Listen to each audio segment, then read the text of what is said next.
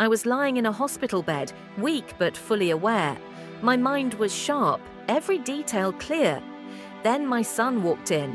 The child I had raised, the boy I had loved more than myself.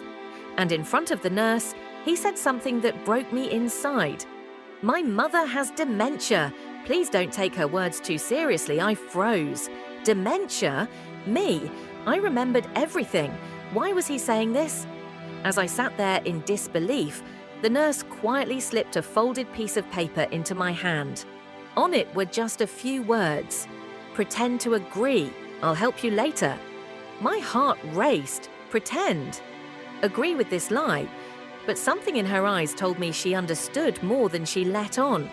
So I nodded, and I played along. "Yes, I forget things," I whispered. My son smiled with relief.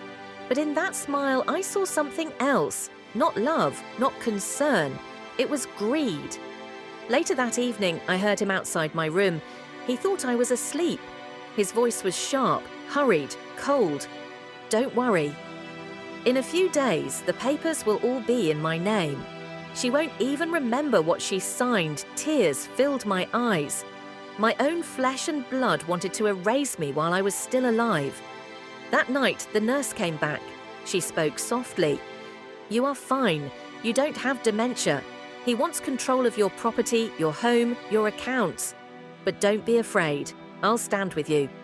For the first time, I felt hope. I decided to play the part, to act, to let him think his plan was working until the truth could be revealed. The next day, he entered my room with a stack of papers. "Mom, just sign these." "It's nothing important, just routine permission forms." My hands trembled as I picked up the pen. The silence in the room was heavy. Then I looked him straight in the eye and said, "I know exactly what this is. You want everything I own. You want to silence me with lies, but I remember. I remember every single word you said on the phone." His face turned pale. His lips opened, but no sound came out. At that exact moment, the door burst open. The nurse walked in, followed by a social worker and a hospital legal officer. My son's secret was out. He tried to protest, but the evidence was clear. He had plotted to declare me mentally incompetent. He wanted to take everything and leave me with nothing. That day, the law stood with me. And more than that, she stood with me, the nurse, a stranger yet my protector. I took her hand and whispered, "If it weren't for you, I would have lost everything." She smiled softly and replied, "Sometimes, to bring out the truth, you have to play along with the lie." I leaned back, my heart heavy, yet free.